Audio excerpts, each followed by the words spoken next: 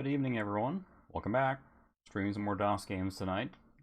Although I am eager to play more with the Mister. We'll get back to that too. But I was actually watching, I think it was DF Retro, Digital Foundry. Great channel if you haven't checked that one out. They were playing some Dark Forces on PS1. And I'm like, I got a craving to play it on DOS again because I have many fond memories of having a really good time with that game. It's just a fantastic Star Wars shooter.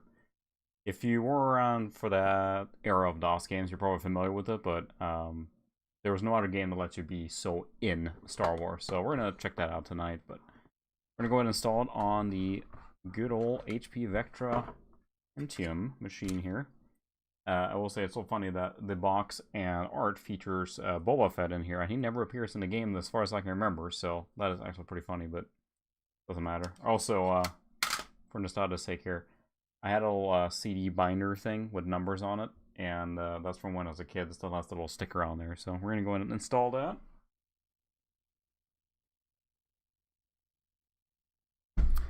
And this game certainly would run on a 486 just fine. See, I think, well, 33 megahertz is recommended.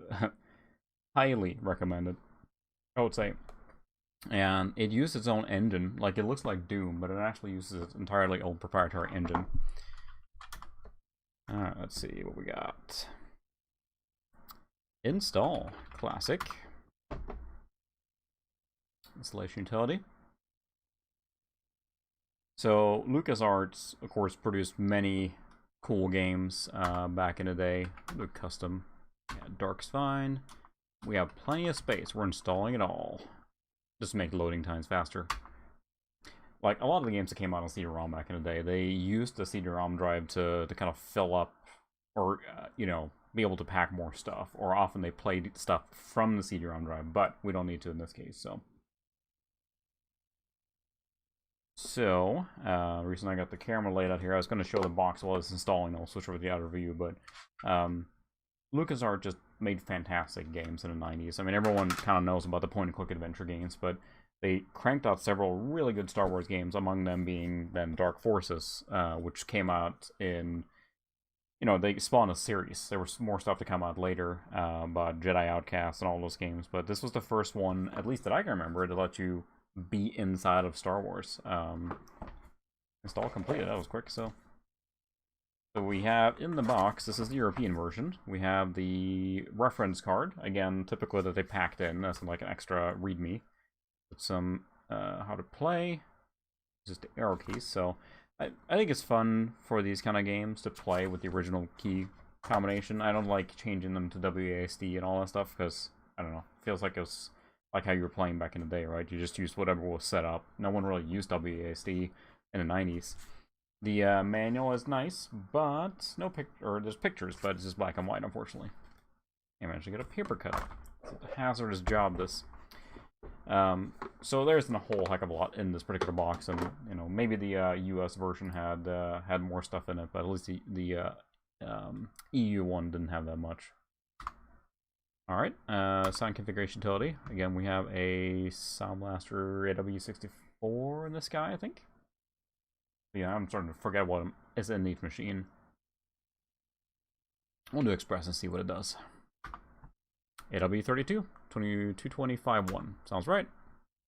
Make sure your speakers are on. There's the kicker, because I'm not sure which switch I put here now. We'll see.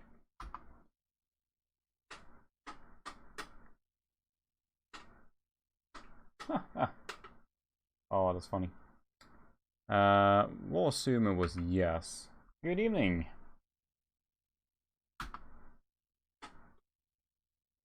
I think,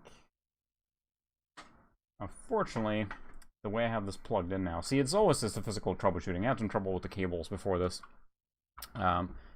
so we're gonna check. I probably have to crawl down again.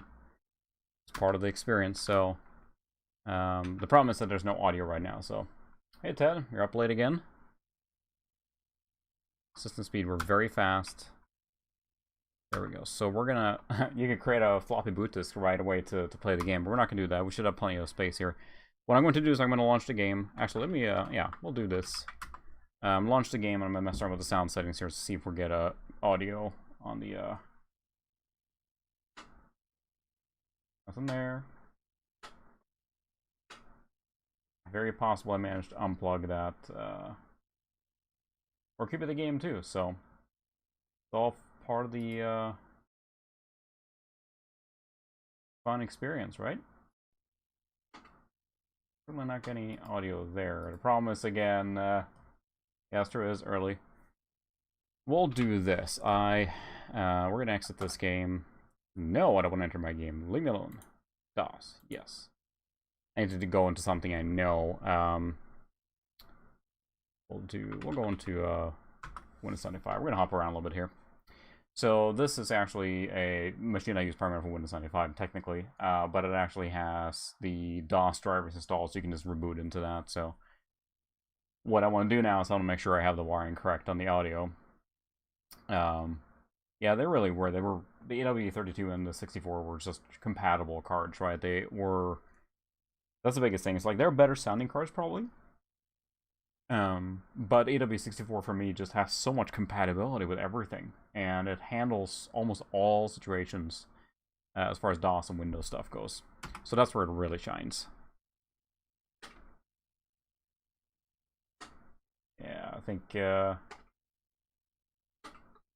it wouldn't be an episode of me messing with old computers if I wasn't crawling around on a desk, right? So first, let's bring up some MIDI stuff here, so I can double check that my audio is actually hooked up. I have a switcher under here, so hoping to at some point just buy one that does a VGA and audio switching. But right now they're separated, so just to make it fun. So we will do, let's see, passport. So now we have, you know, guaranteed music playing constantly. That way I know we're getting any audio. Doesn't sound like. Just to mess with me. I don't think. Yeah. Alright, I think it's desk crawling time. I'll be right back. You guys can chat.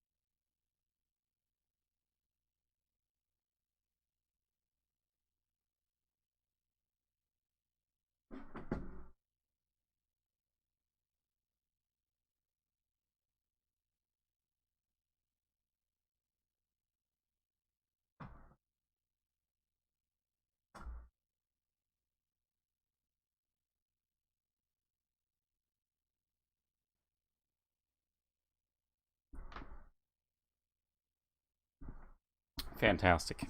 Apparently, and I didn't know this, cables have to be hooked up to actually function. It's pretty crazy. So let's try that again. Look at that. There's some audio, I'm pretty sure.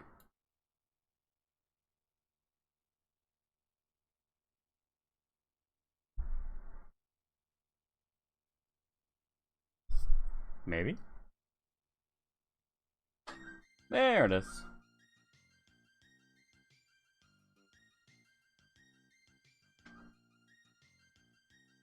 Yeah, thanks. Oh, happy birthday. Or belated 1 day late. There we go, now we have audio at least.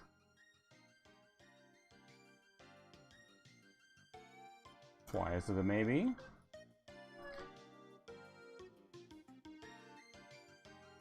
That's alright. We'll go into the game now and take a look. So, excuse me. Ta-da! We're gonna start at the DOS. Again, if you're joining a little late here, we were playing, or hoping to play, once I figured out the cabling. Yeah, you don't know how it looks under this desk here, between 4 computers hooked up, plus switcher, plus I have the mister now sitting here in line as well, and yeah, it's just a mess. Oh, my phone's down there still.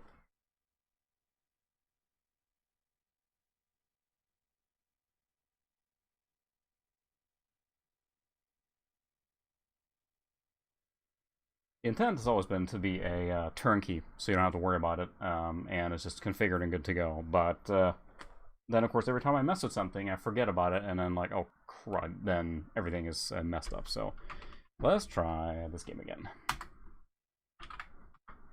See if we get some audio now. Good. There we go.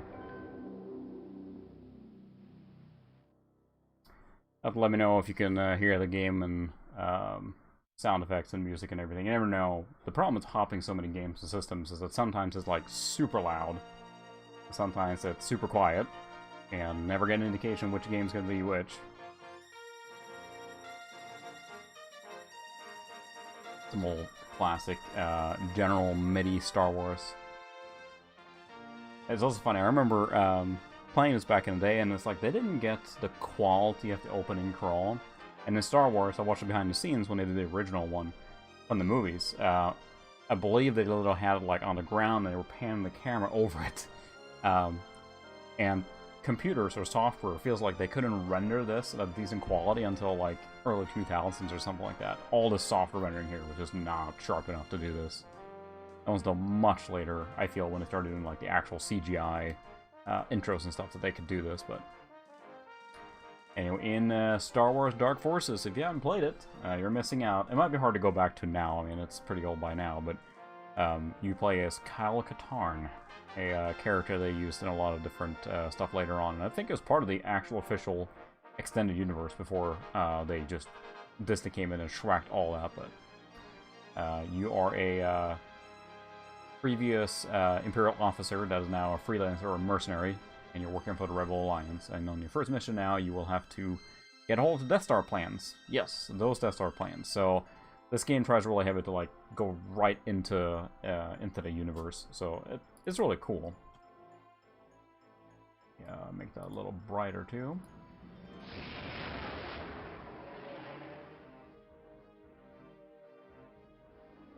So it's hard to know with the sound effects if they're going to be like super loud or not, but okay, credits, we don't need that. There we go. All right, now we're cooking. Okay, secret mission, or secret base, begin mission. Oh yeah, we're doing easy. I'm checking on at these things, so basic premise is like it looks like Doom except in Star Wars. And I remember being just again blown away by the fact that you could like run around inside of you know, a Star Wars universe, and the sounds are right and everything. And again, they made their own engine for this, so it's actually pretty impressive for today. This came out in like '95. Everybody is counting on to complete the mission, Commander Katarn. Success is on your side. Death Star secret plans are locked away at an Imperial secret base on the planet Danuta, where they await transport to Lord Vader. Take a shot every time you recognize something from Star Wars. Very little is known about the layout of the base itself, so I'm afraid you will have to act as your own reconnaissance. Good luck, you're gonna go steal the most important thing ever. Hope you're prepared. Once you have the plans, get out immediately. Operation Skyhook will deliver the plans to Princess Leia on the consular ship Tantine 4. She will then continue the mission. Well, my goodness, that's when Leia gets captured in episode 4. It all just lines up. Alright, should load pretty fast. So this is overpowered machine for the... That I feel is probably pretty loud. Enough to tell me how loud or not that is. But it runs very smooth on this machine, because... this was made for 46 days. So this is a P1 200 megahertz. So it should run very well. That's why I keep saying, for me, when people ask me, like, you know, what's the, as far as, like, what do you recommend for DOS specs? And I'd say a 166 or 200 for DOS. If you're playing the mid-era DOS games, or even later DOS games, they just run so well on a machine of that caliber. yes, if you want to run some of the more speed-sensitive games, like the older Wing Commander and stuff, no, then, yeah, you'll have trouble. But for anything that's, you know, like this here, runs great. It would run Duke Nukem 3D great. Things like that. I guess I must have played this not too far long ago, because I feel like the controls are pretty natural right now, because you're like, space is activate, X is jump, but still feel fairly natural right now.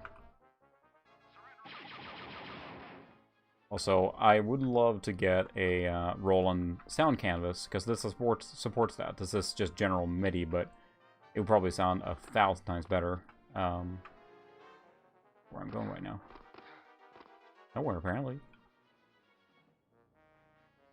Just a really good quality game. Story kind of pulls in a little bit. You know, it's pretty cheesy sometimes.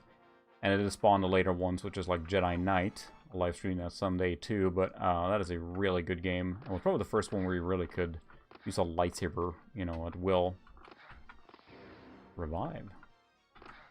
Getting secrets now. And there's more coming up later. We'll see once we complete this mission, but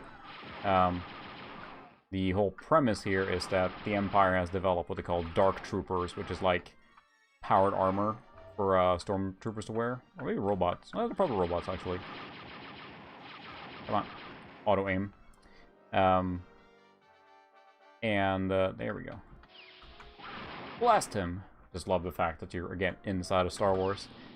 Whoa, hello. Key card, because this is the 90s, so we need key cards. Goodness. And, lost my train of thought. I was getting just interrupted by these dudes here. Yeah, they're robots, because later on, you will run into these guys without a shell. And it freaked me out, because on that mission, they're basically chasing you like a Terminator, and they're fast. All you hear is the noise, and oh, as a kid, that just really creeped me out. I don't think we're... And look at that! Those little guys. Everything's here! The whole gang's here from Star Wars. So it made it so endearing, the fact that you could play all this stuff. Elevator, now we're gonna walk. You there, stop.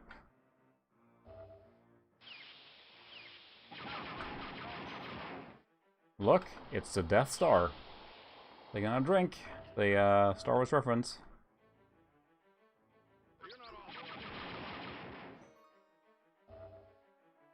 It's just the first mission, obviously, but they, you know, pretty heavy-handed with the references. And look at that, there's the Death Star plans. This is too easy. Now to get to my ship. This is too easy. I agree, that is too easy. Yeah, it was. Doom royally overshadowed it. This is to me, a standout title from the 90s, because the production quality and values are just phenomenal. It plays really well. Again, the Star Wars stuff is there, all of it. And very advanced for its age, too. It's like, yeah, I mean, Doom is more iconic, I guess, but this stands toe-to-toe with those other high-profile one. I will put this like up there with Duke Nukem 3D and absolutely Doom too. Press ESC to end mission. Next mission. Kyle delivers the plans to the Rebel Alliance. Soon afterwards, the Death Star is destroyed. But even well, that was easy and convenient. So in that one narration bit there, they went through all of Episode 4 basically. Even greater concern for the rebellion. For the rebellion. The Superstar Destroyer is always just like suspense of disbelief or whatever. Oh, take a drink, Darth Vader. And I just, if you haven't watched the video of Digital Foundry Retro when they're playing it on the PlayStation, it's worth a watch because they dump a lot of knowledge actually. But what they do here is actually bitmapped images moving. Able to decimate the rebels just as we did the Jedi Knights. At last, the Emperor's war will be filled only with the glory and beauty of decisive... Turn up a little bit, hopefully you can hear it okay. A noble cause, General. I hope the demonstration lives up to your claim. Talking like that. Proceed. Good. With pleasure. Dark Trooper, release. It looks really good. I mean, again, it's like LucasArts had just fantastic production quality, especially their animators for 2D and everything. And this is, of course, you know, 3D rendered here and then replayed. But trying to think of all the Day of Tentacle and all those adventure games too. Just really sad they went away. I would like to play the newest Jedi game, Fallen Order, I think. That looks like a harkening back to the Jedi Outcast and those games. And Respawn makes good games, but you know, the '90s LucasArts I don't think will ever happen again because such a talented group of people making games, iconic games, establishing almost entire genres by themselves, especially with the point and click. But Very impressive, General. The Emperor will be most pleased. the Emperor will be most Continue with your pleased. project. I am James Earl Jones. Certainly, Lord Vader. This and then the X-Wing TIE Fighter series. Of course, the TIE Fighter where you, you know, play as Empire and get to fly missions. Oh, take a drink, Mom Martha. Thank you, Commander, for responding at such short notice. The Empire has been keeping us on the run since the destruction of the Death Star. 5 days ago, the Empire attacked one of our secret bases in the city of Talay. Yeah, you're right. Definitely Full Throttle. Full Throttle was probably about the same time, honestly. That was 95 as well, I think. I have the box here for it somewhere, but yeah, it's, I mean, I'm sure it was the same animation part of LucasArts that did this, right? So, oh, he's mad now. But again, let's just see, it's like bitmap images, right? So there's small things moving. I think with Full Throttle, it was like the whole scene was drawn, but that game is gorgeous. Still to this day. I haven't played the remaster of that or the not reimagining, but they did the HD version of it, and I think the original still holds up really well. It's just charming graphics. That game is short, but fantastic. This Imperial officer, Crix Medine, wishes to defect to the Alliance. He has supplied us with information on the development of a new Imperial weapon. Those sounds you heard, we believe, come from that weapon. A new type of stormtrooper. The Dark Trooper. The Dark Trooper. A new stormtrooper that can take out a rebel base that quickly? I should have kept working for the Empire. Aha! Lots of people dead. You're making GIFs there. I mean, it's basically like, you know, let's make a Han Solo, but not Han Solo, you know. Shut it down. That is, if you are still on our side. And Cal Katarn keeps showing up. He is in... This could be interesting. Alright, I'm in. But I think I'll need some help on this one. I want Jan Ors as my mission officer. He does show up in the next game as well, which is Jedi Knight, and then in Jedi Outcast, and I believe he is helping you out in Jedi Academy. And I'm sure he showed up in other stuff too. I know for a fact he was part of the extended universe before Disney again got rid of all of it, so he definitely appears in, you know, comics and everything. So, all right, Jan Orris is with you for a long time, and Jedi Knight is fantastic full motion video as well. Like, they have an actual actor playing Cal Katarn there for the videos, and you can go to the good or bad side, or, you know, and the light or dark side of the Force, and the dark ones are just really hilarious. But all right, it's good to see you, Kyle. Good job, Operation blah blah. Just like the good old days. Sure. Rebel Command has made a brief reconnaissance of the area and it's swarming with Imperial activity. The power is still down in the city, so some of the systems are going to be down as well. You'll need to find the main hydroelectric power generator and get it back online. The Empire usually gets sloppy after a major offensive, so we may be able to find evidence or leads about this new Dark Trooper we've been hearing about through Crix Medine. His contacts inside the Empire will help us follow up on anything you might pick up. Good hunting, Kyle. Okay, restart power generator. Find some clue to the Dark Trooper and return to landing area. Got it. It loads pretty fast because again, this machine is overpowered for this, but it runs so well. Like some games don't have what I would like call overclocking protection, where if you run it too fast, it's so fast that it actually like runs hilarious. The first Grand Theft Auto actually has a button for it. Hi. If you disable that, the game runs just stupid fast on a fast machine and makes it almost hilarious, so we'll check it out sometime. play the game all day. Yeah, that's tempting, because yeah, this game you get sucked into. I play this. It's like one of the games I bought back in the day, and I mean, I played it all the way through almost, I wouldn't say one sitting, obviously not, but it was one of those you just kept playing and playing and playing to see what was going to happen.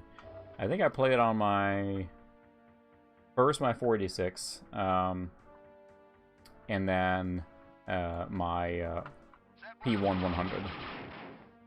But I played it mostly on my my 486 33 megahertz, and then you're definitely not playing with this view screen. You can reduce the size of the view screen to smaller, but it already knew I have a fast machine here, so. Actually, Chris, the turbo button was usually used to downclock the computer, believe it or not, to allow speed-sensitive games. So the turbo actually was almost reversed on most machines. So you may have been slowing your computer down. I mean, depending on what it showed on the display or whatever. But often the turbo button was reversed in a sense. It was used for. I have a flashlight somewhere. Let's look at the quick reference guide. I was mentioning earlier, it did come out for PS1, and if you haven't watched it, I highly recommend the Digital Foundry Retro, where they do a Let's Play on this game on PS1, and it's a well worth a watch. And that's kind of what made me hungry to play this on PC again. You have a flashlight, and I need to look up the... Now I can use this handy little quick guide here. Cleats. Headlamp, F5. Aha! Even this game can do this better than Doom 3. Haha. I didn't do much of Doom 3. I just remember the ridiculousness that you couldn't use. That is not a door I can open. A flashlight and a gun at the same time. I'm stuck. I turn off the flashlight. Blast him! Their aim is pretty bad. It's funny that each gun here, of course, is pretty specific, but the aim is really bad on this one, because the Stormtrooper blaster rifle, right? It's supposed to have bad aim. Okay, so this one does have a map. That's good. It's funny, too, you're supposed to infiltrate and everything. Yeah, there you go. 66 made it really fast. And most of them be basically meaning that when the turbo button was enabled, in the sense, it slowed down usually. The default speed of the processor was probably the 66, but then you could clock it down. The way I understood it anyway, so, or from what I've read later on. I don't think I want to go in here. Go slow. Come on, there you go. Oop, oop. But I do miss it. There's something just fantastic about a machine with like a display and a turbo button. I don't have one, and I never actually have one, so I feel like I missed out. And those cases, interesting. Like everything else, retro stuff is just nuts. It always just gets crazy. Oh, I was like overboosted there for a while or something. Let's see. The retro craze is just through the roof. Like, trying to buy a Voodoo card, for example, today is nuts. They just go for a fortune. And it's unfortunate that that keeps happening, because it's locking out a lot of people want to experience it. And people think that that's what things cost. And it's starting to get frustrating. Games, you know, the consoles have it way worse, obviously. But just everything is expensive nowadays. I'll complain about that all the time, and sound like a broken records pro, because I'm old, but it's not so much matter like, oh, I want to find cheap stuff or whatever. It's just frustrating to when people want to get into this, or you want to buy something you had as a kid or something, and it's just stupid expensive. But supply and demand, right? They don't make these things anymore. Also, the Mister is really cool, because there's actually a 46 component on that. You can run a 46 33 megahertz, so this game would run on the Mister, so I might probably try that sometime and see how it runs. Alright, I need to turn on power somewhere. That's where I came from, so it's probably down here. Promising. Hello. We're hanging out at the bar in the dark. Hey, you guys do what you gotta do in the dark, but I'm gonna come here and kill you. Again, just Lucas Arts games, such high quality. It's just pleasure to play, and you just want to see what comes next. And I mean, yeah, it may look a little, you know, pixelated and stuff like that these days, but it was amazing when it came out.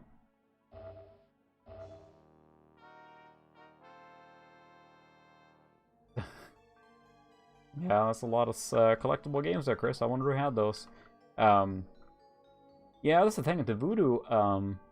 I think they're really cool. I have a couple. I had the one I had as a kid, and I found them randomly over time. Either, you know, actually bought one from a coworker pretty cheaply because he's like, "Oh, you could probably use this." I gave him a few bucks for it, but they aren't exactly like, "Oh, wow, this is amazing." It was a right card at the right time, but it certainly wasn't like superior in performance or anything. I mean, when the first Voodoo card came out, by the time Voodoo 3 came out, then there were, to me, definitely cards that were near equivalent in power and performance and everything. Like the TNT2 and whatnot. Heck am I going? Uh-huh. This looks promising.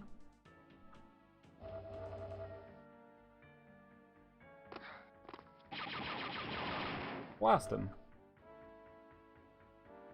So yeah, it's definitely not like the God card.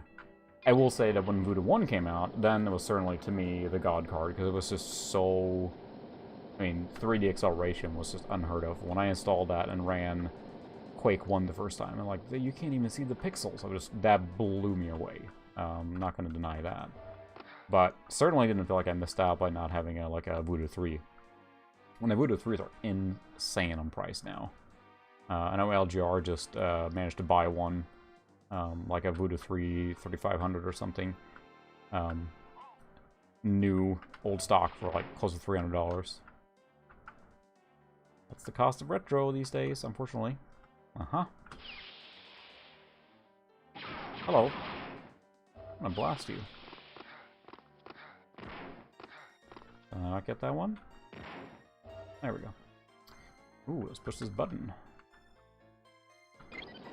Alright, I was spinning around there. Let's go over here. Yeah, my memory's kind of this game so far, but then as we get further and further into it, I'm probably going to start forgetting what to do, so... Sure. Again, I'm infiltrating by literally, you know, killing everyone. Well, he had SLI going for... That's like everyone wanted a dream setup. I remember that. I never had a Voodoo 2. I got one later at work because it was like so many...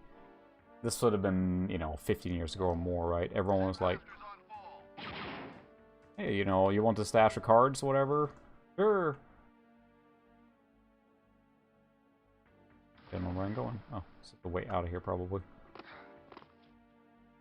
People are just, you know, giving the stuff away. And that's the first time I had a Voodoo 2, and actually, this machine that we're playing on right now has a Voodoo 2 in it. Of course, not utilized here, because this is not accelerated at all. This is just regular software rendering, so this will be the CPU doing all the heavy lifting here. Of course, the video card too, but... Back when a CPU upgrade had a remarkable performance difference right away, you upgrade a CPU now, yeah, I'm sure it's better, but, you know, it's going to be synthetic benchmarks, it's going to be better. And then, probably, like, you know, rendering and video editing is going to be better, but it's not like, you know, wow, this game runs so fast now. There are CPU-limited games, of course, but not like it was back then here. Like, this game will run dramatically different on a, you know, 46 versus a Pentium, right? So, shield supercharge. Good timing, because, like, there's a lot of bad guys in here. Blast them all.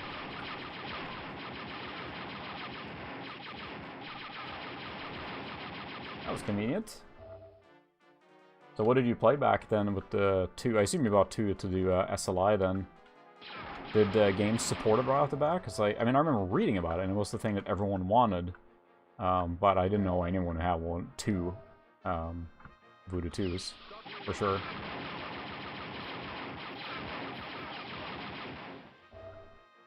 Uh-huh. Go ahead, Kyle. Looks like I found something that can help us out. Get back to the landing pad and I'll meet you there. Dark Trooper weapon. Let's run back. Whee! Oh, my shield supercharge is running out.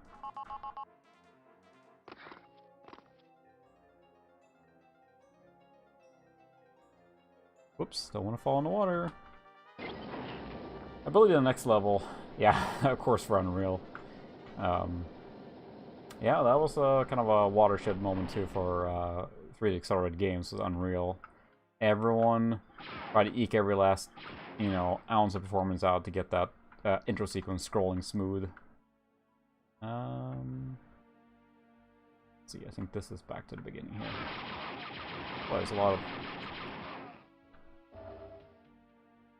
No, it's the bar, so I want to go here. In here.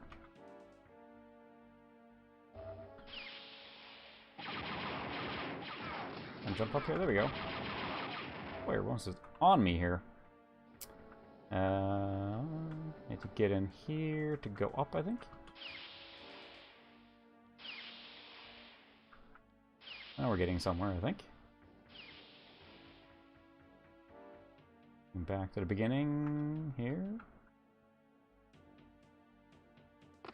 Have to get down there.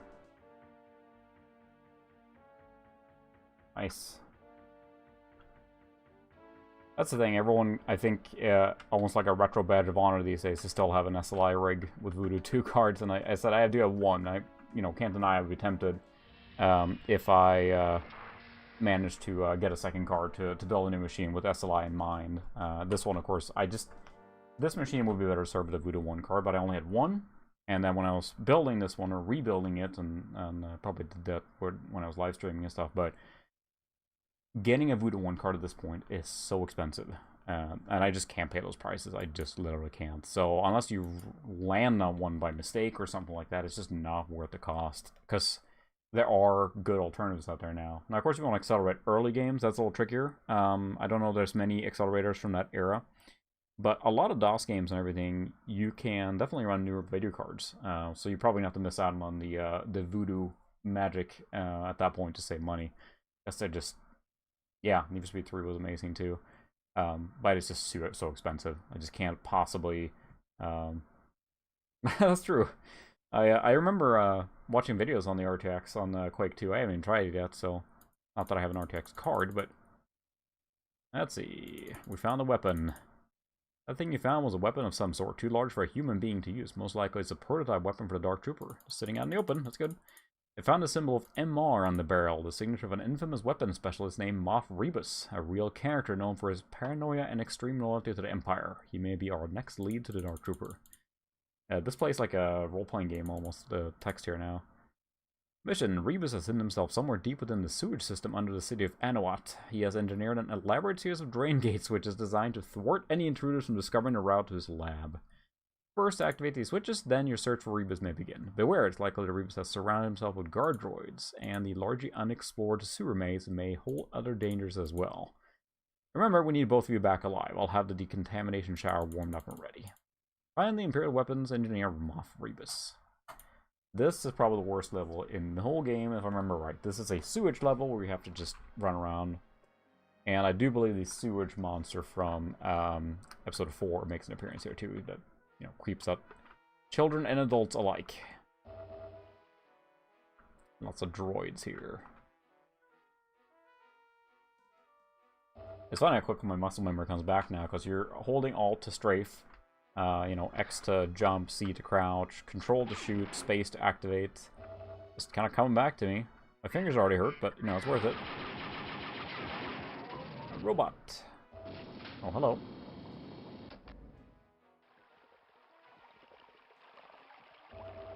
Ooh. Lots of ammo and goodies, and... Oh, I remember the stage. Just endless, like, sewer maze junk. But... Say... I think there's a mine level too later. That's kind of annoying. But, you know, it's just part of the game. So we're just gonna explore it, and I'll be cussing about it, so... let's see. I don't know if anyone's open yet. Nope. We gotta open one of these drains. And we have the batteries, I think, for the night vision goggles. So there's drain 1. We'll go in here. What's behind door number 1? Ooh, thermal detonators. Coming handy.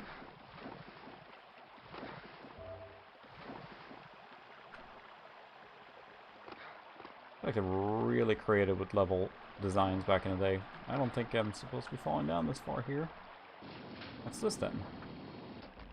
Interesting. Well, they can be useful.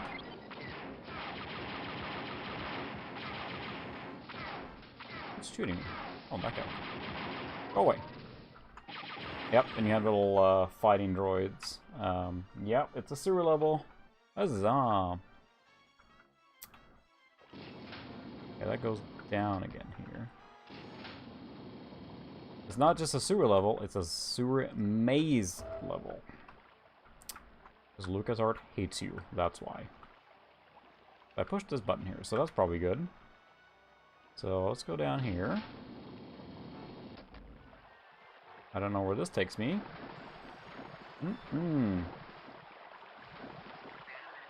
Raw sewage. Okay, pretty sure we got the, Yep, there he is. There we go. Hate those things. Terrifying. And they will come and bite you. In the dark. It's creepy as hell. I remember playing as a kid and just like, oh, there's so many of them! Get away! Stop biting me, you douche! There we go. I think we got him. Whew. Oh, there's another one. Terrifying.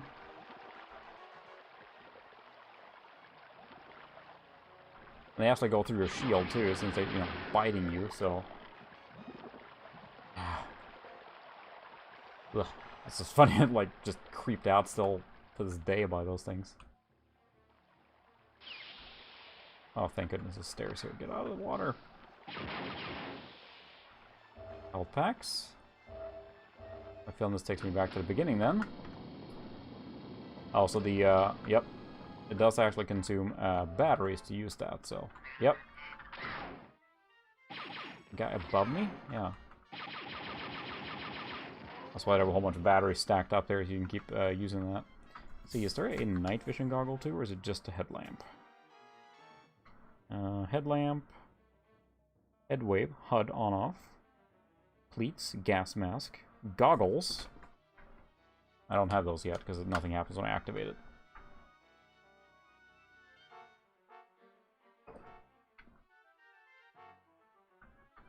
Whoop, is not a droid here? Goodness. Alright, that did something. So let's go back down here. I think there was more shields here, maybe. Or no? Ammo. That's good. More ammo, health packs. I remember as a kid, doing circles back and forth like this. You basically go to each area, explore it, and then you go back and restock, and then go back out again. Where's the actual area? Down here. So that was door number 1. So let's check door number 2. Because I gotta do stuff in order. This is not right otherwise.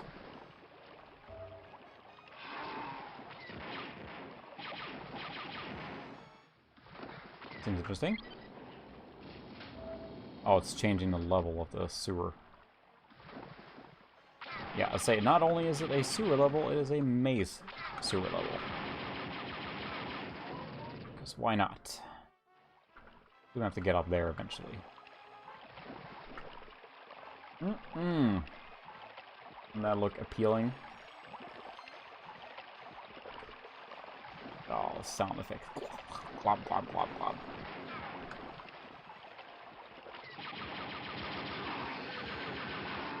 One of those. Stop eating me!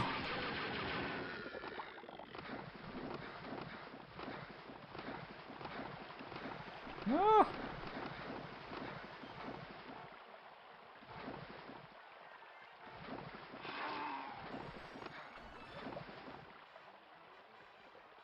I thought I heard one. Ah! It's not a one. Die, you monster! There he is! Now I'm actually taking a lot of damage this way. The door down there? Let me out! Thank goodness.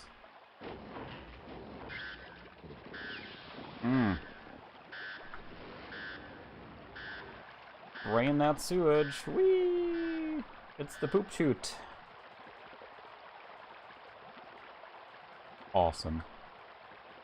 I mean, again, props for level designers. They're pretty creative based on what they had to work with, right? This engine, I believe, does allow, like, up and down stuff. If you notice, if you ever played Doom 1 or 2, let's go in here. That looks interesting. You actually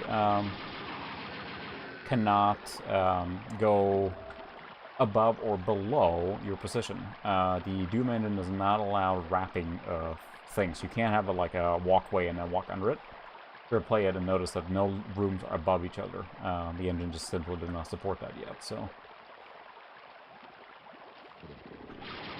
That was cool. Boy,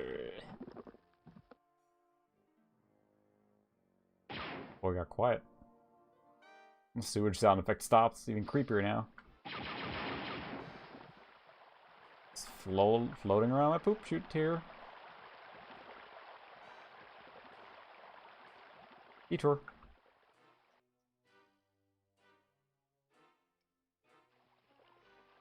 Alright, Ted, thanks for stopping by.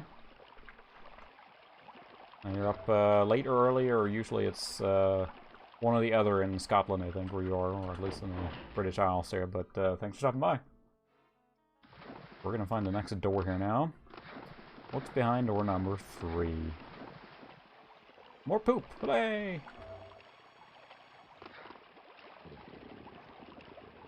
I heard you. That's right, you can kind of look down here. There you are. Found you.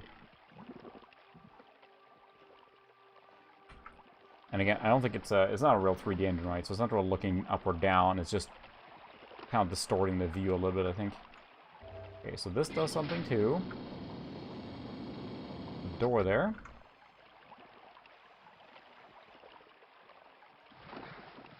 Suppose I can open that.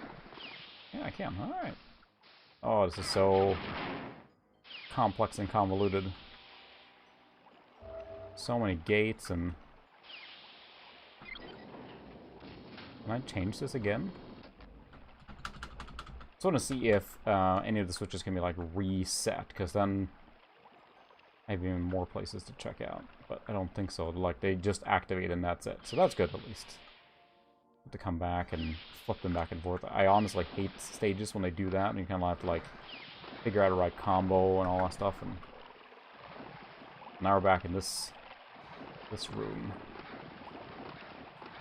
You can jump with the best of them, apparently. Holy cow! We're going down to shoot again. I think so. Huzzah! We're gonna run through it this time and go a little faster. There we go, now we're talking. Whee! I'm gonna go straight this time. I went to the side last time.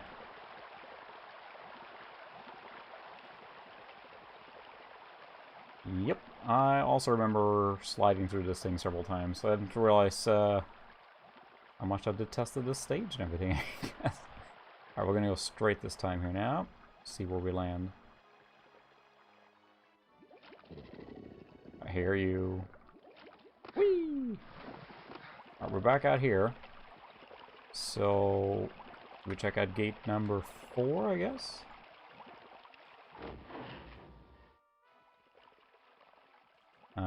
Then we've been through all the gates. Now it's just a matter of which gate is the actual one you need to end at, right?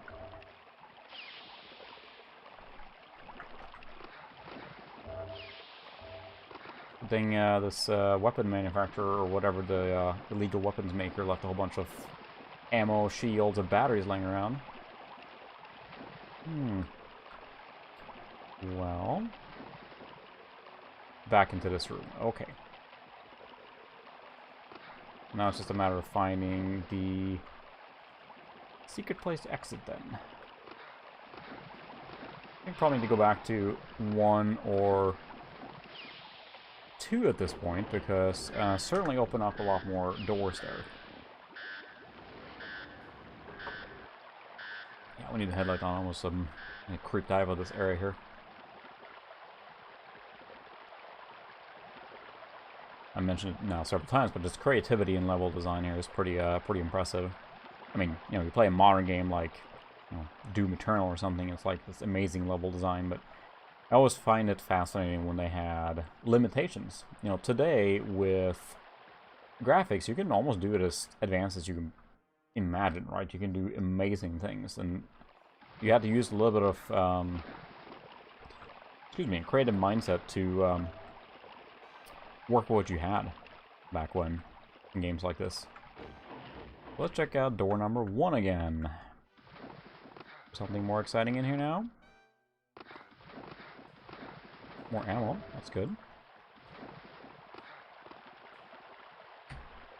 Anything on this ledge here? Because it feels like there should be something on this ledge here. Aha! Ammo! I already have everything I need, so well. Alright, is there anything else here now on this little hoop stair?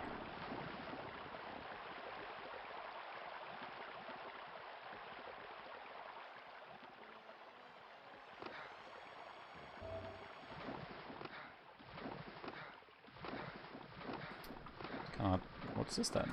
Oh, hello.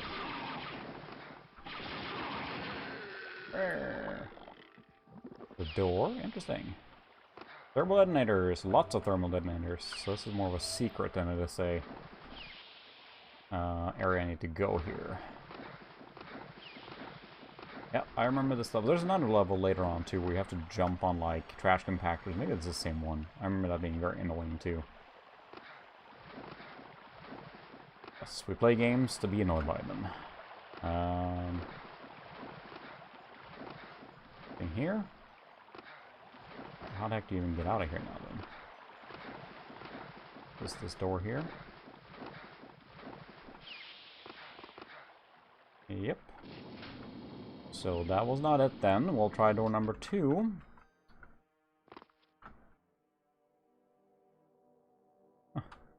How does this guy actually get out of his little hideout if he's has this so elaborate? It's like playing like Metroid Prime or something. You're trying to like the people that lived there before you came in and just blasted everything. That wasn't open before for sure. Yeah, there we go. This looks promising.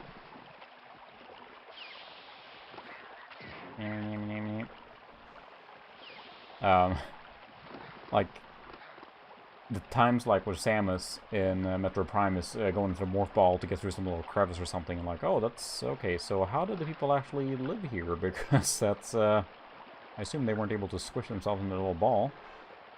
It's a video game, I know. I demand answers. I only need logic for my extra life. Must have flawless logic in my video games. So, I'm assuming I have to do this, maybe?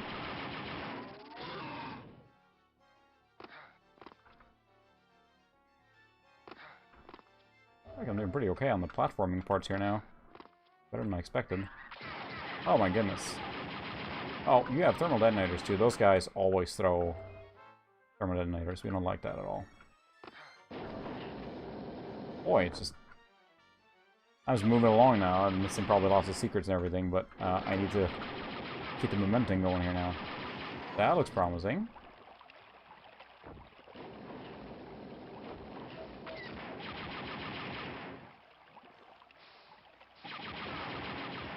Now we're talking. Lots of guns. Power cells. I don't think I need my flashlight anymore. Looks like a little workshop in here in the sewage area. Where is that dude? I want to punch him now. There he is. Ouch.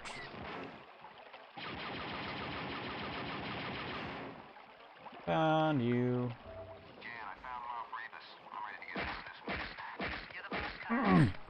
Douche! This will never wash off. Yes, you can hurt him, of course. Continue the next mission.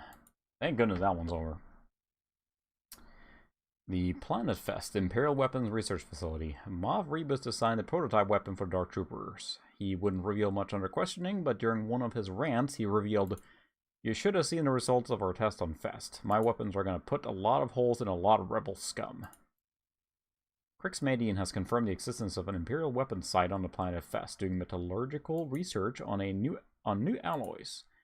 Knowing what kind of metals they're using will give us definitive clues to the Dark Troopers. I'll drop you in an old landing area far outside the base, surrounded by rocky cliff areas. Be careful, one bad move and you'll be a crater. The base itself is buried deep within the rock with an Axis-controlled front encampment that protects it from strong frontal attack. Find other openings that may provide easier entry. When you have completed your mission, I'll pick you up at the drop point. Otherwise, it's just the way you like it, on your own. Really? Can you just send like a few other troopers with you or something? Infiltrate the base and find some samples of the metal that they were testing. Return to the landing area. Got it. You're on your own again. Hi there, Joseph. Thanks for joining. We are playing on period correct hardware. This is a HP Vectra Pentium 200 MHz. So it's certainly, you know, powerful for the era, because this game I mentioned earlier, but they strongly recommend a 486DX33 at least to play this game. 386 minimum required. I imagine that's going to be pretty tough to play on. I played this on a 486SX33 when I was a kid, I think. You can shrink the viewport to make it run faster, but yeah, this is running on actual hardware. I believe it has a... Pretty sure it has a Matrox G200 or equivalent video card, like 4 meg PCI video card. That's running this. So let's see, the Alt plus or minus change the screen size. Yeah, so you know, I probably played it like this or something when I was a kid on my 46, but we have Pentium power, so we go all the way here. But yeah, I prefer to play when I'm live streaming. I have several computers hooked up here. One is a 66 megahertz. One is this Pentium 200. And then I have a Pentium 3 here hooked up as well. And I got more machines to swap in as needed. But those are kind of the primary I stream on. So we're going to infiltrate those this base by blasting everyone in sight. Because that's what we do. Sounds promising. Just standing around out here. That's right, I think I remember this one. It has like a... If you're not careful, you run into like an ATST in the beginning and just get blasted. Well, not beginning, but as you infiltrate the base. But whew. A vertigo here. So, we talked about... That's probably not good. That's fine. Well, earlier that... Games like this, you know, ran fine on 486s, but I feel like if you're going to have one machine for, like, DOS and everything that comes with it, a Pentium machine of some variety will set you pretty well off. You know, it may not be super period accurate as far as, like, playing some of the older games, and it certainly won't be good for the speed-sensitive games like Wing Commander and whatnot, but I don't think anything will except the actual hardware for those. But a Pentium machine will, to me, you can play all 3D DOS games, like, you know, this, you have Descent, Duke Nukem 3D, will all run great on a 166 to 200 Pentium machine, basically.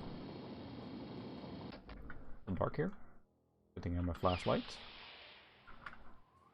Oh, that's right to the beginning. Secret entry. Look at that. Pretty sneaky. Alright, which way should we go now?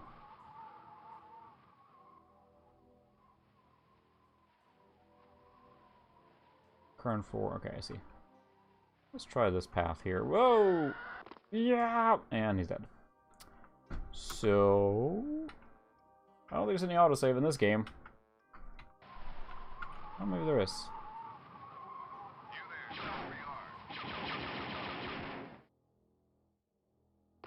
I don't know where it left me off, but whatever.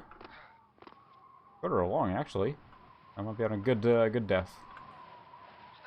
Cal, your death will not be in vain. We got a little further on this very weird maze level. You can look up and down a little bit here. It does have auto aim, which helps. And you can play this with the mouse, but I don't know. I played these games as a kid with the keyboard like this, so it feels more appropriate for me. Pretty sneaky. Got some air vents.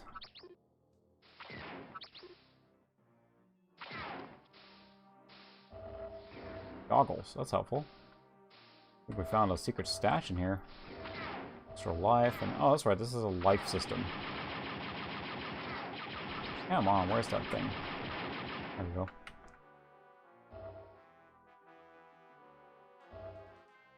That was it then. Yep, that's a good little idea hole here.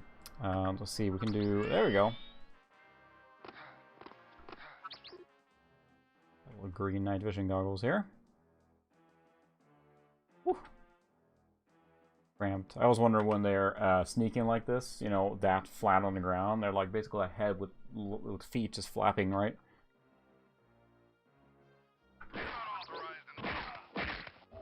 Aha. Punch them.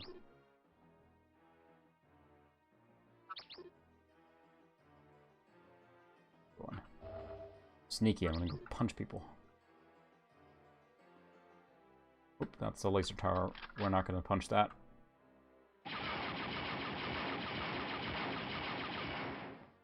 That hurts a lot, so let's see if we can go around the corner. Probably switch for it, because that hurts a lot. That probably did it. Almost all my shields away.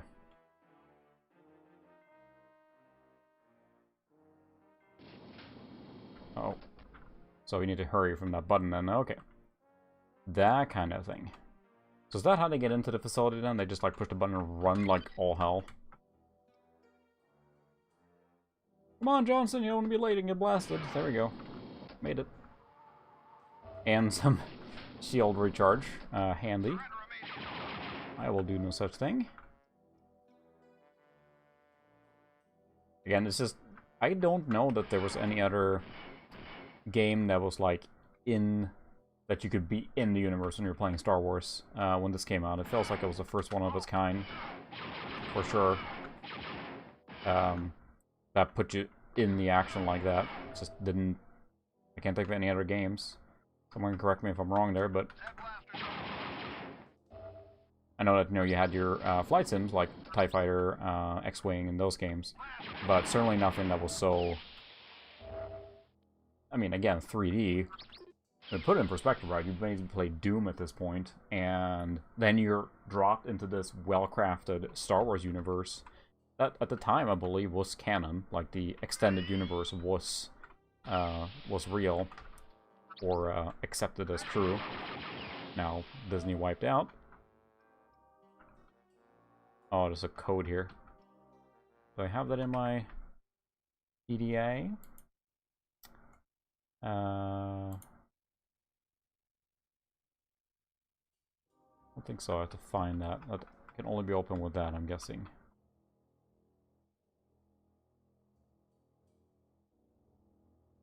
How many are there? Is like... guess your way, or I'm assuming there is somewhere else in this facility that has that information.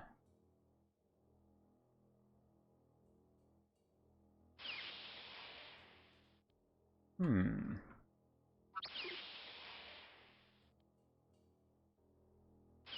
in here.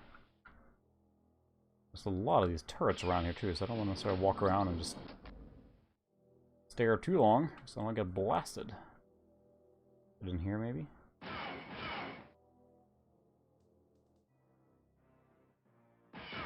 Ouch. Boy, those turrets hurt a lot. Whew.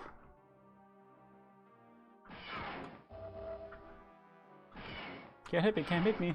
Running faster than a laser bolt.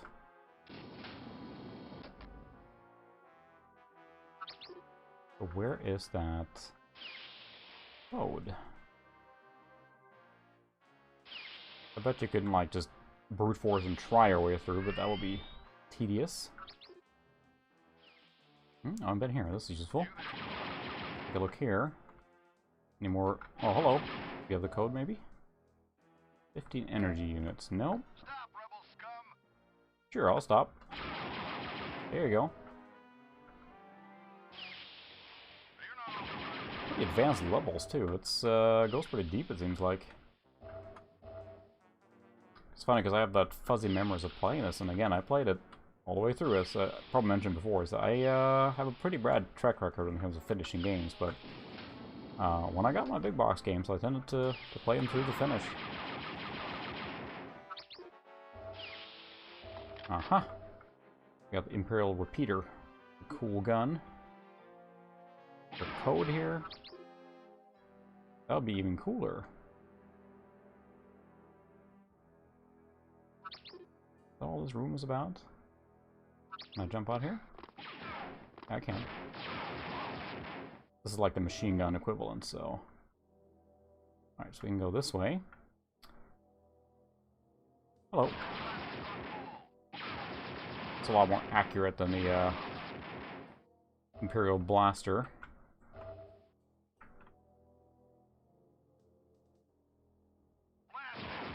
Blast him. Not if I blast you first.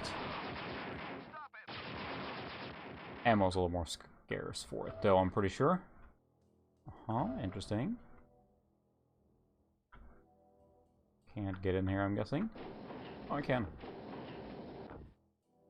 So, it's just a little server room. With nothing. That's an elevator, okay. Oh my goodness, like a freaking maze here.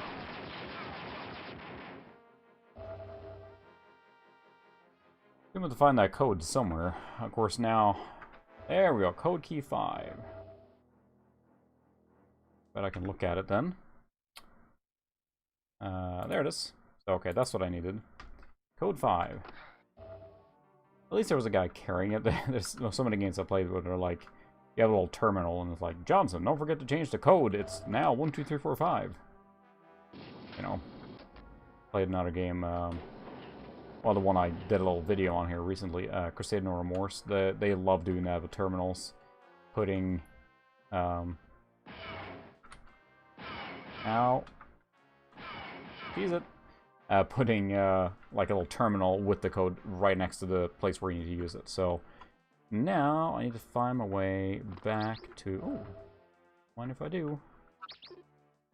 Back to where. Boy, there's a maze here.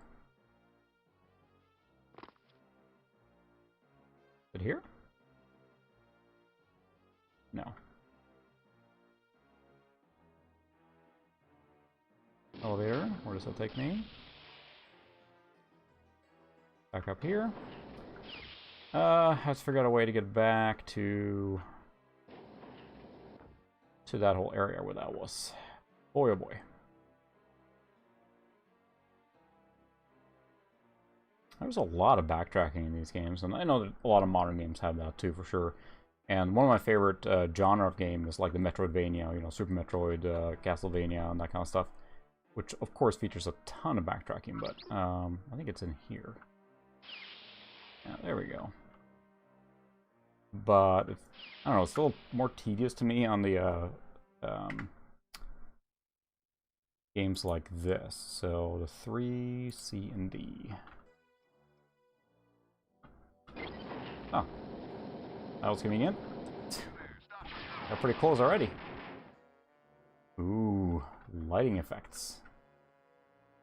For your rad before 3D acceleration. You can go in here. Oh yeah. Oh boy. Oh boy, that's like a reactor of some kind. I think I have to go at the top first, probably. Frickin' turrets!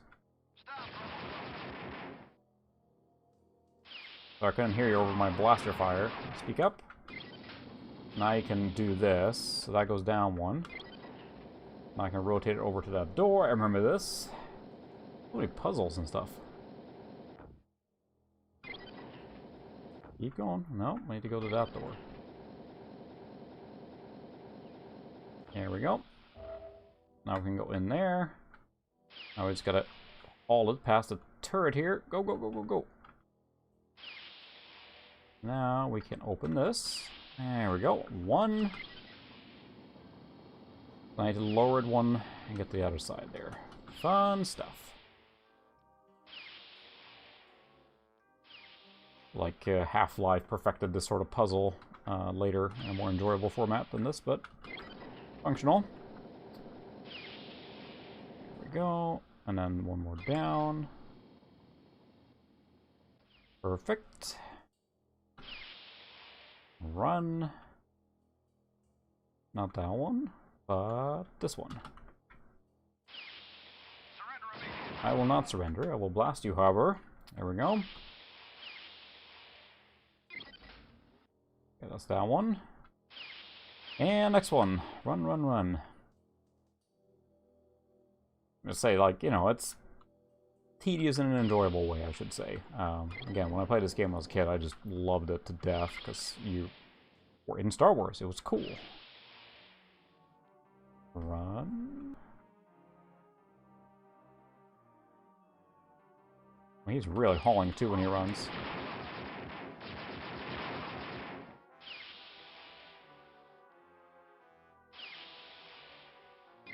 So that did something good, I assume. Is there another one? Sewage.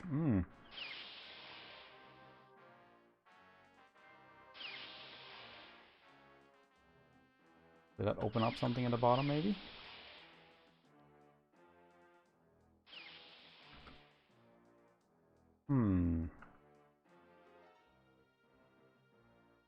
There's a...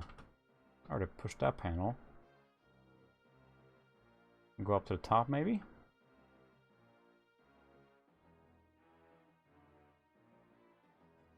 Shoot me. So that's open now, so I need a passageway to the top. But where's the door for that?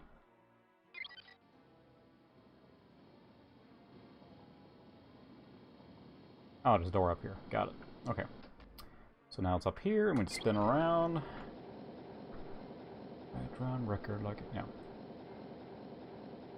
So I'm not going to torment you with my singing. There we go. Aha!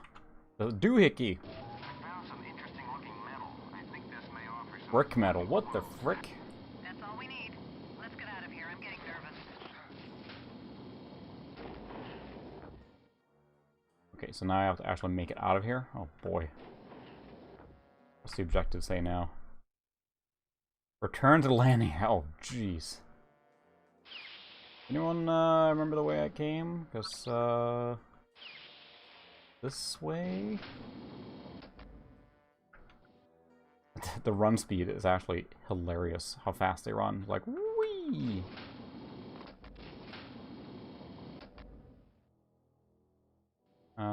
Probably not here? No, it is not. Well, guess we're here. Then... Ah, great. No, I can only go up here. Whew. I have to go through that door? Oh, I'll probably jump down here. Oh my goodness.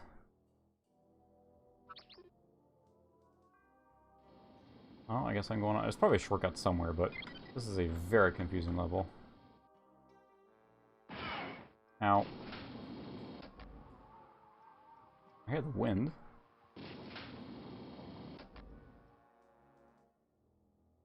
That probably drops me down where I was. A turret. So I probably need to be down here somewhere. Did I come out in one of the little... Aha, there's the thing. Got it. Air vent here.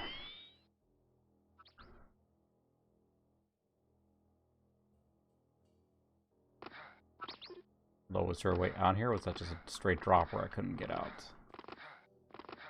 Oh, never mind. We're gonna let's play the 3D maze.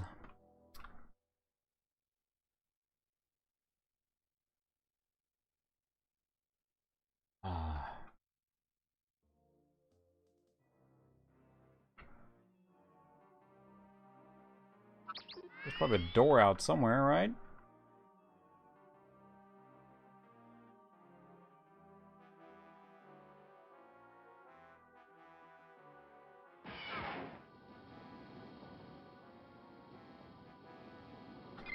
That leads deeper into the base, but I really want you to backtrack that far. Ow! Elevator anytime now. There we go. Certainly hear the wind. This goes all the way back up here, so...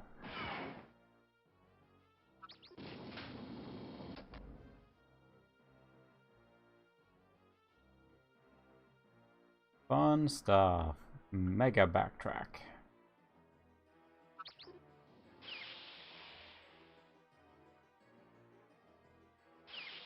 This is the way in here. Let's see. I mean, it has to be back there somewhere. Probably might be a way to jump out here or something. I know where I am. So that's higher up. There might be some way out here somewhere, I guess. We'll just keep exploring this way again. Ah. Oh, that's the way I came from. That's the way up those stairs, which is not where I want to go. Go over here, maybe.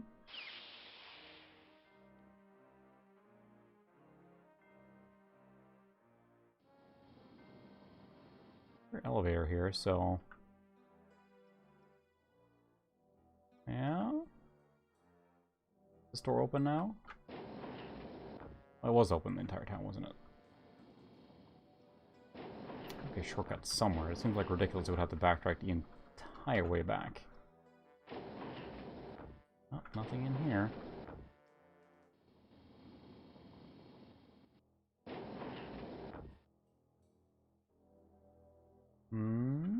Ah, maybe these are open now.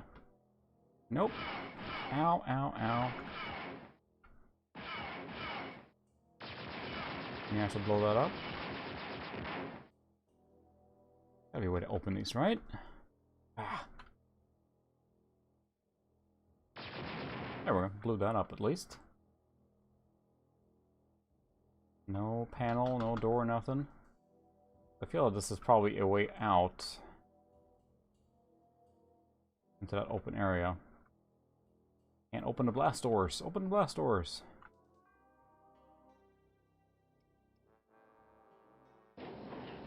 Oh, nothing in here. Like there should be something in here. An elevator, perhaps. Been up here and murdered everyone. There we go. Now we're opening the blast doors. Alright, we're getting somewhere, I think.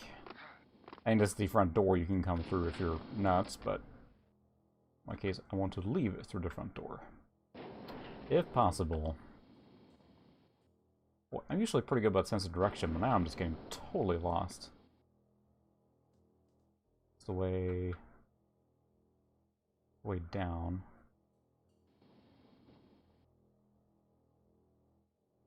Okay, so it's through here. Aha! That's the front door. There we go.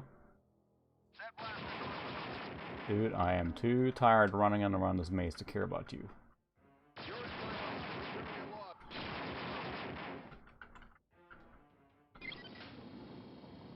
So that's literally the front door. We're gonna go through here.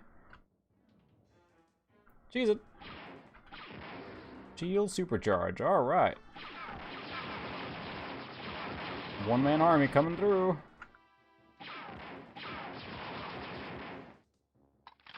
I don't know where this is going, but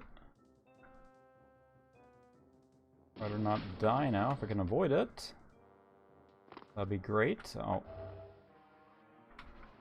Oh, I pushed the duck button instead of jump. So maybe it'll drop you somewhere I need to be now because I have extra guys.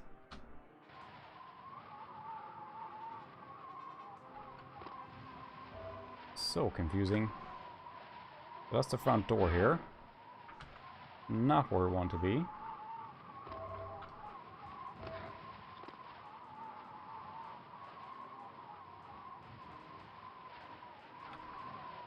So this is, I recognize this. I think this is the beginning area here now. Somewhere. Yep, here we go. Where is the ship?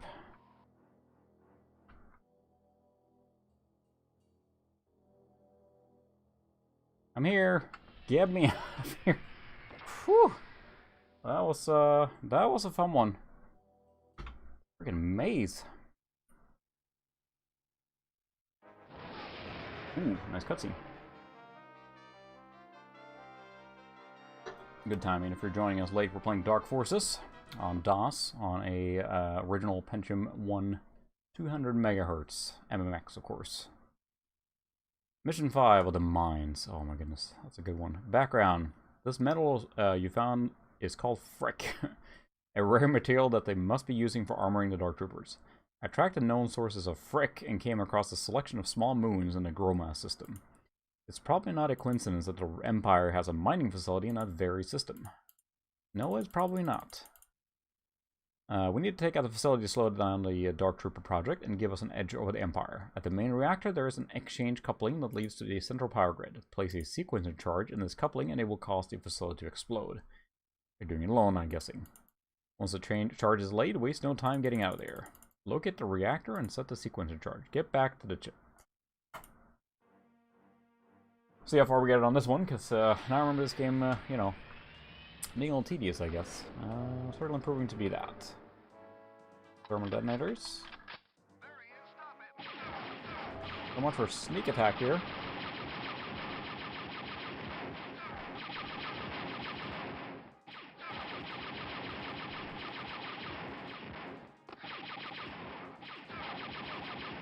Got him. Only took 400 rounds. Oh yeah. So let's see if I can get to that right now, because this is probably a big level. Whether I finish it or not. By the end of this is where you run into your first Dark Trooper, and that scared the bejeebus out of me as a kid, because it runs really fast at you. It doesn't have any weapons to shoot. It's just trying to basically murder you by bludgeoning you to death, and it makes these horrible, Terminator sounds, basically. Weapon supercharge. Boy, there's a lot of bad guys here. Didn't I send in, like, a platoon or something here to take this? Instead, I just went one guy. You're good enough, Kyle. You got it.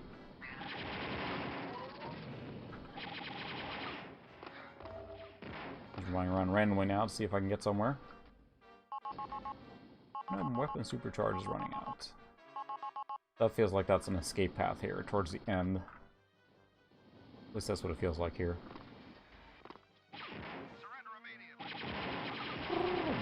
I will surrender immediately, no matter I blast you in the face. There we go. Ooh.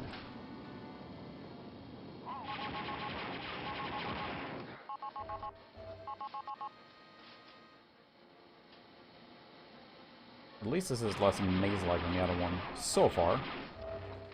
Ooh, there we go. Now we're talking. Wrong with this gun. Whoa. Like a mining laser that they repurposed for, well, blasting like everything.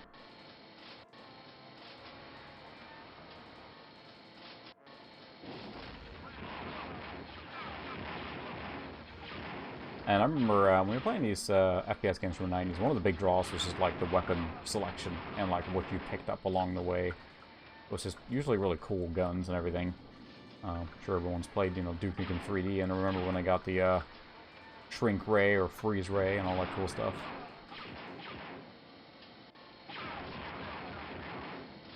This one's got a few cool weapons. I don't remember everything, so it might be a pleasant surprise for later, but...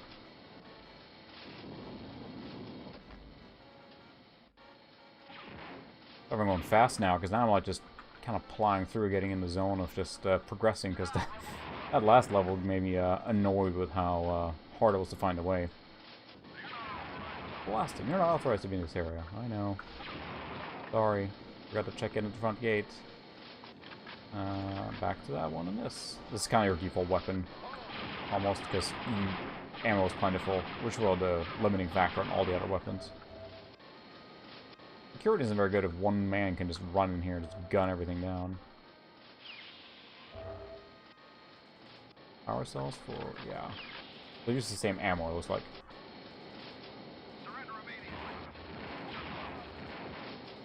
I thought there was a alternate fire. Let me look in the... I could have sworn there was a way to, like, launch all of the shots at the same time, but maybe not. I don't remember. It's fun exploring old games here. Let's take a look at the manual again. Let's see. Wave, crouch, duck, speed. Secondary fire is Z. I think that, yep, shoots all the barrels. I remember thinking that was just so cool. Look at that. Whoa! Dude! You wasted all your ammo. Nice. Nope, that's right. You have to now, jump on this thing, because why not?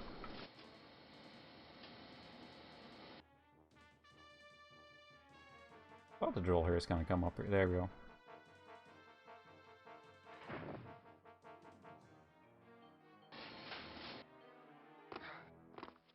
Whee, let's write it down, see where it goes.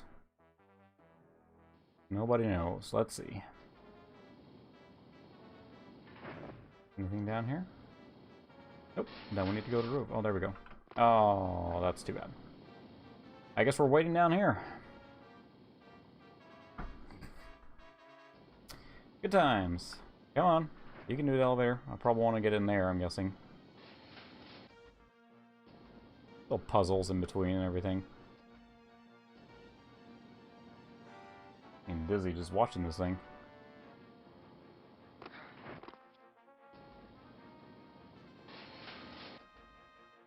Aha! Oh, come on now. Oh. Whew. I want to get squished. Oh, I remember this here. This is like a big maze again. What is it with mazes? You need the blue key. Oh, out of ammo. So what's the... The Zemo doesn't seem to do anything on this one. I don't remember. The manual might actually explain each weapon, what it does, and, you know, what the alternate fire is, but... Boy, there are a lot of dudes here. Oh, that's right. I remember this is really cool. Like, the metal in the mine basically reflects laser blast, so you can see it bouncing. Look at that. I mean, I think that's pretty cool and innovative for the time. Because, I mean, the, like, projectiles in the game actually have, like, a weight to them, if you will. I got the blue key. Where was that door? Right there. I will do no such thing.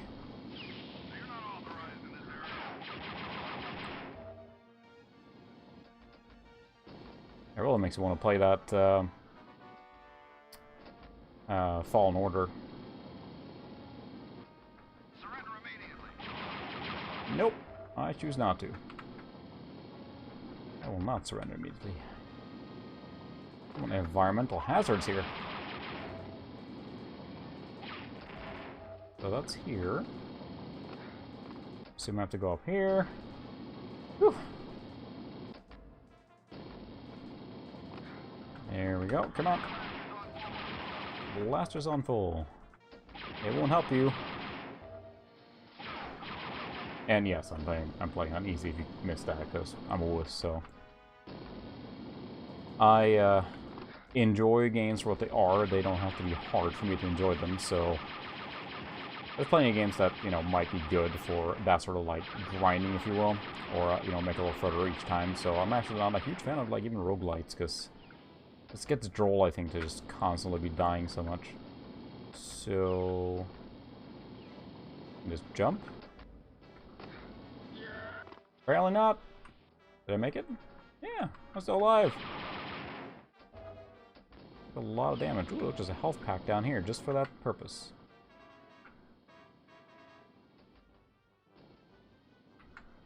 So, we'll see where this leads us. Probably somewhere up again. Whee! That's convenient. So, where the heck was that thing now, then? Boy, it's another puzzle maze thingamajigger. Huzzah.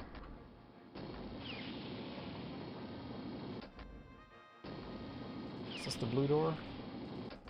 Probably, yeah. Medkit, thank you very much. I broke all my legs. Or all the bones in my legs. Oh, don't crush me. What purpose are these machines serving here? Because they're just kind of pushing stuff. Besides making life difficult for me, but...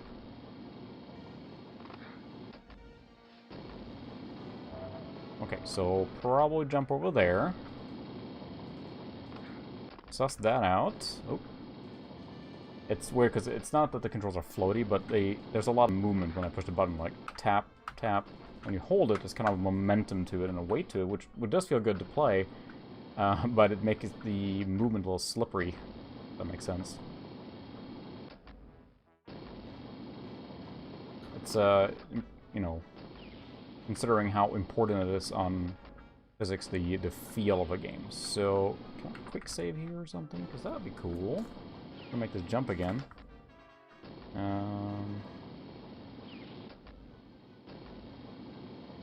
Since this is a live system, I don't know that it allows... Yeah, it's just like each mission.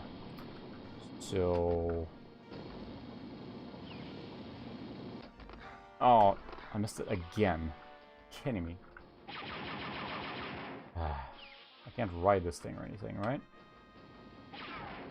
Maybe I'm supposed to just fall straight down there. Or where did I land? Check this out here. Okay, so there's a ramp right there. I probably just need to fall straight down. That's what's happening. Not jump across like a maniac. Okay, let's try that again.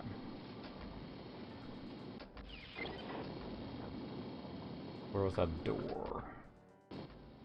Probably there. Really hurting, unfortunately, so... If I find any more medkits, because I broke all my bones in my legs again. But when you were like, I'm gonna watch someone streaming tonight, I'm gonna watch someone run around in circles inside of a mine, breaking all their, breaking their legs over and over in a futile attempt at progressing. Let's see, back up here again. I can't.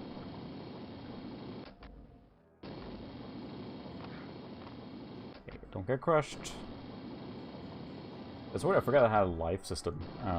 So I got 3 lives left then that lets you resume where you are. Instead of having like save points, then you probably start a level over if you were to exit. You don't save in the middle of a level or anything. So now, I'm guessing I need to just... Yep, there's a platform right there. That's easier.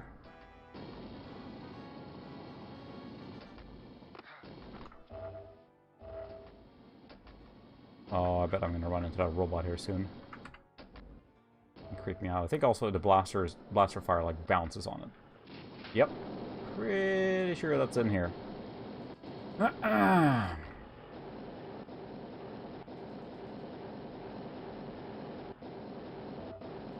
That's why there's a lot of thermal detonators here. Kyle again, charge set, ready to clear.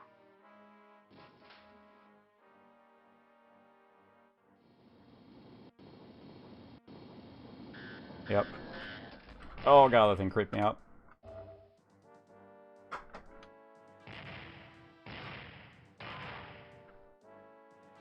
It's not quite as scary when you're not, you know, 9 or whatever I was. But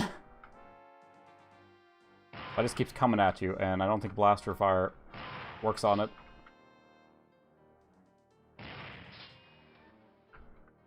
It's got this horrible, like, knife sound, and... Get away from me! Alright, it's creeping out a little bit. Whew! Chad, you better get me out of here. I think I just finished off a dark trooper. I don't want to find out if there are any more around. Okay, Kyle. Sounds good to me. Pretty blasé about it. Well, he probably died, but it's fine, you know. Just find your way out. So, is there a shortcut out here, maybe? Because that would be great. Looks promising, maybe? No?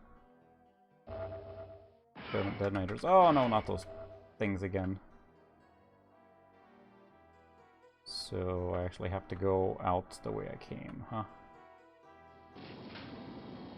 Of course I do. Oh, packs, that is nice. Uh-huh. That's convenient. So can I go out on the roof here? That'll be ideal.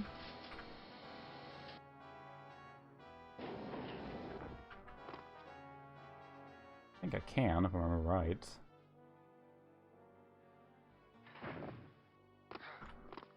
Nope. Certainly cannot, because that just ends in nothing. I'll go this way. No?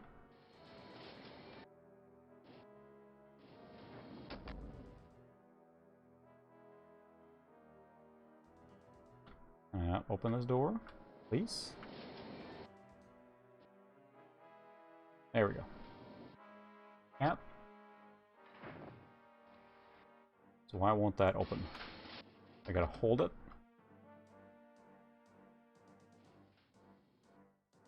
Okay, so it will close, I'm guessing.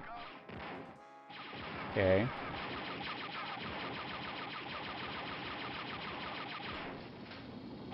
Got it. This is a different way out, so that's nice, I guess. Come on, do you have to open all of them? I see. Of course you do. No, that one opens too, and then you can open them or lock them, so I can't. So we got a few more people on here now. If you're joining us late, then we're playing Dark Forces on a MS-DOS PC here on original hardware. It's running on a... It's very inaccurate. On a Pentium 1 200 MHz machine. Pretty much sure it's a 4 megabyte Matrox Millennium or G200 card or something like that in here, so. Coming through! I'm out, bitches.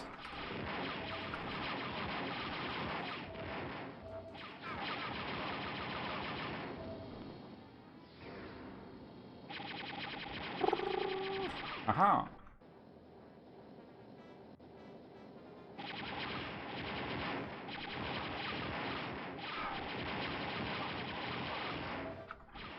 Boy, they should probably send in more than just one dude here, but whatever.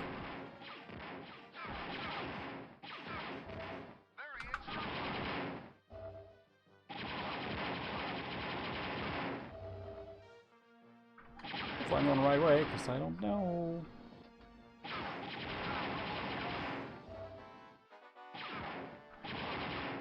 Yeah, this feels like a back way in here. Whoa, there we go. That did it.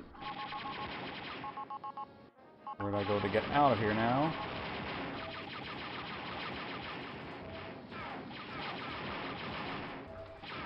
Goodness, it's blasting everyone in sight. Not so much a sneaky approach here. The way out. Just the elevator. Now this is where I went into the facility. So let's get away from there.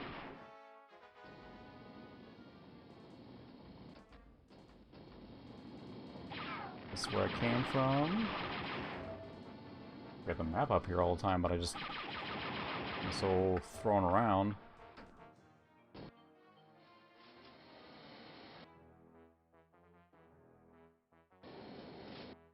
Oh, so confusing. Not there. More dudes.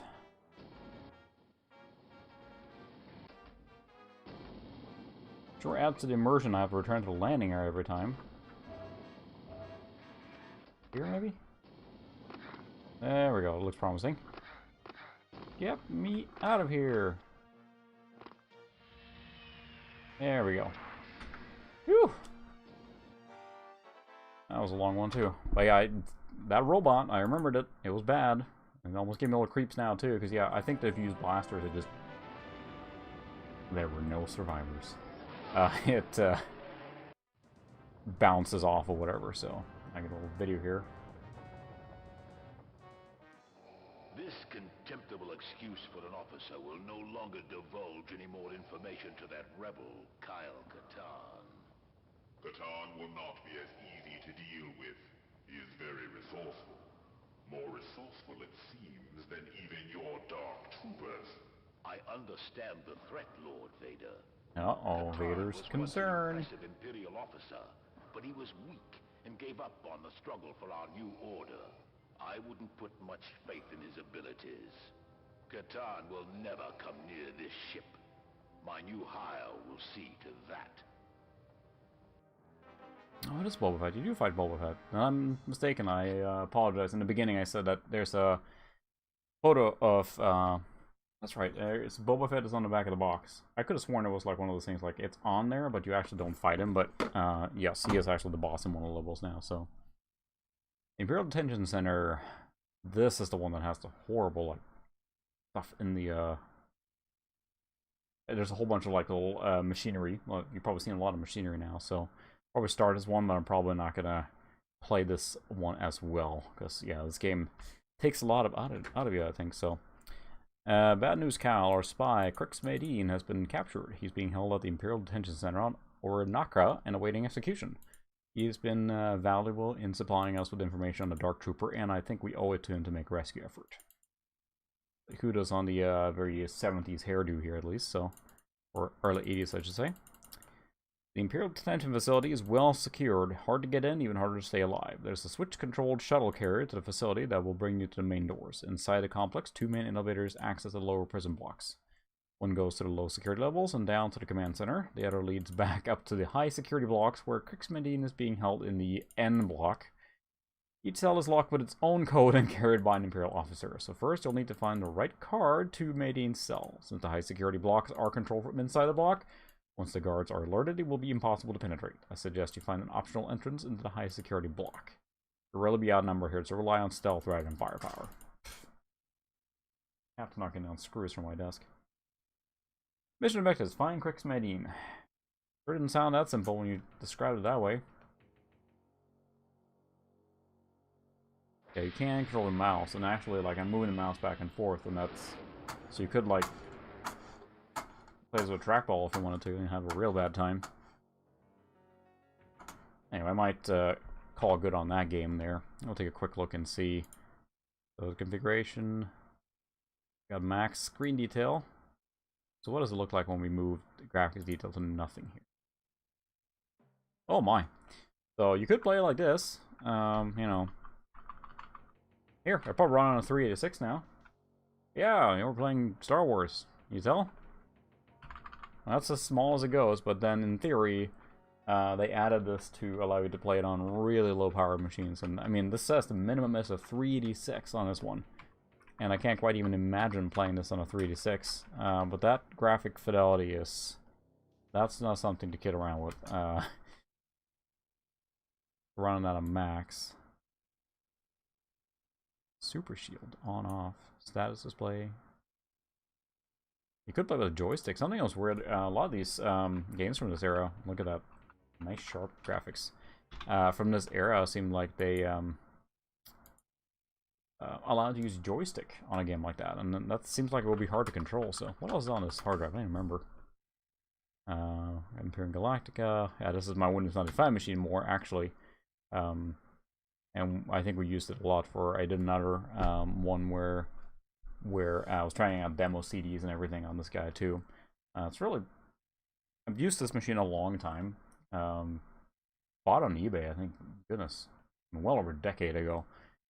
It was not cheap at that time. I think it was like $100, but at that point it was hard to find that kind of machines locally unless you just stumble on them. So at least based on the listing when I bought it, it was an old NASA workstation. It's like a VL5 like workstation tower, so it's really beefy and it weighs a ton. It's really a cool machine. I've had it for a long time then, and it served me really well. Again, plays DOS games beautifully. Again, you can't play games that are, you know, speed sensitive. You can't play those with Wing Commander 2 maybe, or 1. That's really speed sensitive, but you're not going to be able to play that on anything that's not the actual hardware anyway. But then also having the Windows 95, and you could run the 98 on this one if you wanted to. I just prefer 95 just because it's different, I guess. So it's just really nice machine. So I do have a demo for Screamer too. We'll do a little race quick.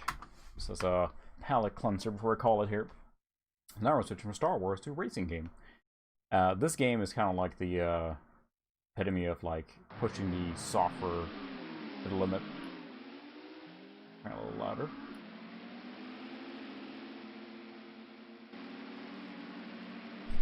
I think this came out with a 3D patch later, but at least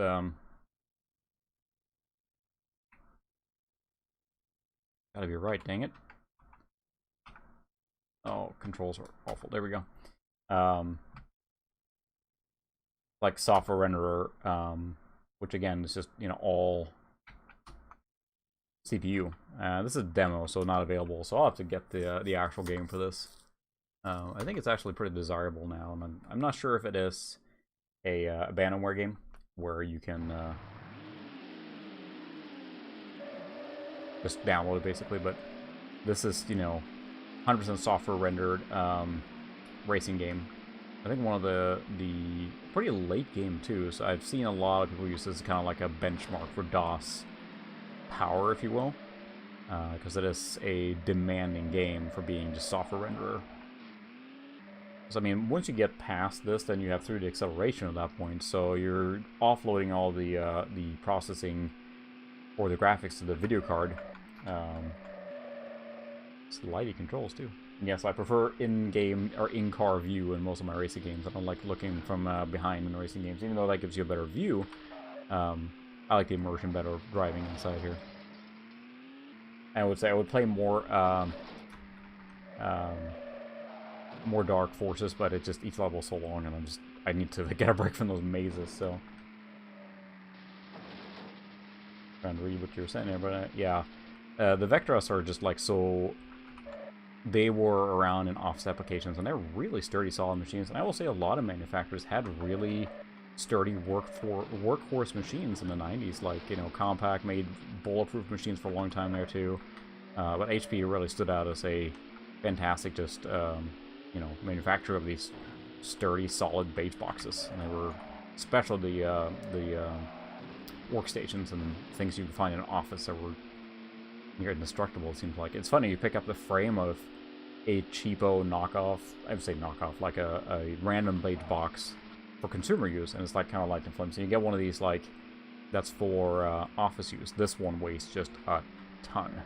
And it's remarkable the amount of over-engineering they did. I remember watching, I have a Compaq 386 that is like a Desk Pro or something, and watched a documentary about it, and then when they designed it in the 90s, they really were like, you know, okay, we need to have the expansion about this, we need to have this, and they went all in to make it super modular. Of course, they probably never saw that R&D money back in sales, right, because it was over-engineered to the nth degree, which only gets you so far when there's competition that's cheaper. The bottom line, a company's going to buy something, it's going to have to be the cheapest possible, so. Yeah, Brian, this is actually what I would consider one of the, I mean, as far as like DOS games with software rendering, it's really good. And again, you need a Pentium class machine to run this really, oh no, to run it really well. And it's really hard. I do feel I need to actually get the full game of this. I think the actual original copies are not cheap, at least the full boxed ones. Like everything else when it comes to retro, full box copies of any game is just stupid expensive these days, unfortunately. There are a lot that are cheaper, but anything that's desirable goes up in price fast. Like, you know, even just a box copy of Quake that's sold in, I don't know how many copies they sold, tons and tons and tons. Goes for quite a bit of money now.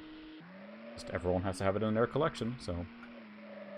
I do feel I want to give this game a proper chance, and I think this probably supports multiplayer, so that's a given too.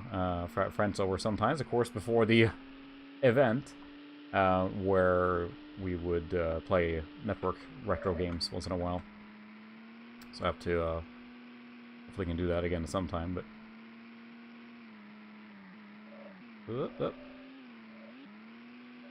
boy, I am not good at this game. I'm just getting schooled by the AI here, but